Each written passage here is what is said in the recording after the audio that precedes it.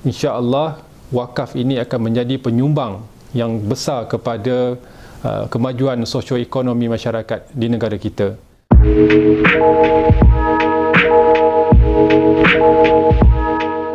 Slot kita pada kali ini saya ingin menjelaskan kepada tuan-tuan dan puan-puan tentang apakah yang dimaksudkan dengan wakaf dan apakah peranan Yayasan Wakaf Malaysia dalam membangunkan harta-harta wakaf di negara kita.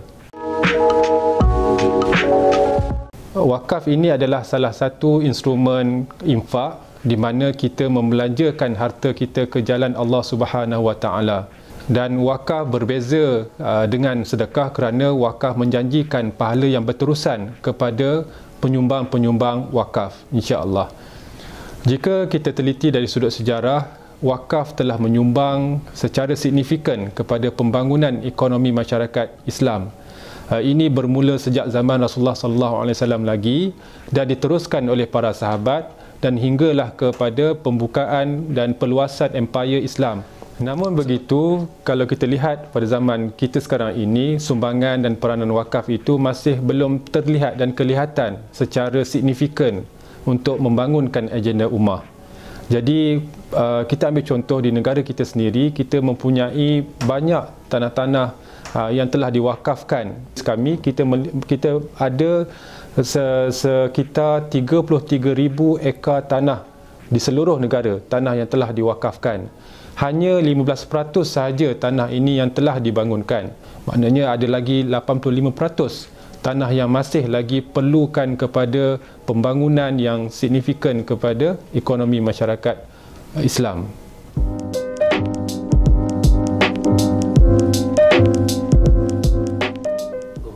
Melihatkan keadaan ini, pada tahun 2008 Kerajaan Persekutuan telah menubuhkan Yayasan Wakaf Malaysia untuk menjadi peneraju kepada pembangunan harta-harta wakaf di negara kita di Malaysia. Yayasan Wakaf Malaysia berhasrat untuk menjadi trendsetter dalam pembangunan harta-harta wakaf di negara kita dan seterusnya menjadi rujukan kepada agensi-agensi berkaitan wakaf dan juga rujukan kepada agensi-agensi di seluruh dunia. Kita sedia maklum bahawa di dalam kerangka governance ataupun urus tadbiran aset-aset wakaf di Malaysia, Majlis Agama Islam Negeri adalah pemegang amanah tunggal bagi keseluruhan harta wakaf di negara kita. Justru Yayasan Wakaf Malaysia ditubuhkan untuk membantu Majlis Agama Islam Negeri untuk kita bekerjasama dalam membangunkan harta-harta wakaf di negara kita. Dalam merealisasikan hasrat untuk memajukan sektor wakaf ini, terdapat 5 teras yang menjadi tunggak kepada aktiviti dan kegiatan wakaf di Yayasan Wakaf Malaysia. Yang pertamanya ialah mengumpul dana wakaf dan ini dilakukan melalui sama ada sumbangan terus ataupun potongan gaji kepada Yayasan Wakaf Malaysia. Yang keduanya ialah membangun dan memajukan harta wakaf.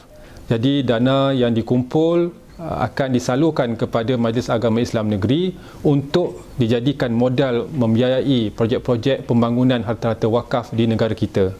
Yang ketiga ialah kita akan melaksanakan program pelaburan di mana dana-dana wakaf yang dikumpulkan tersebut akan dilaburkan di dalam pelaburan-pelaburan yang patuh syariah dan kita akan mendapat pulangan dan pulangan tersebut kita akan agihkan sebagai sumbangan manfaat wakaf. Dan yang keempat ialah kita melaksanakan program-program yang bersifat kebajikan dan menjaga sosial ini di mana banyak kita telah salurkan bantuan-bantuan kepada rumah anak yatim, kepada fakir miskin dan terutamanya kepada golongan-golongan yang terjejas oleh COVID yang melanda negara kita pada hari ini. Dan yang kelima, kita juga melaksanakan aktiviti-aktiviti promosi dan penerbitan untuk meningkatkan lagi kesedaran orang ramai terhadap wakaf dan ini insya-Allah akan meningkatkan lagi sumbangan kepada wakaf. Jadi harapan saya satu hari nanti insya-Allah wakaf ini akan menjadi penyumbang yang besar kepada kemajuan sosioekonomi masyarakat di negara kita.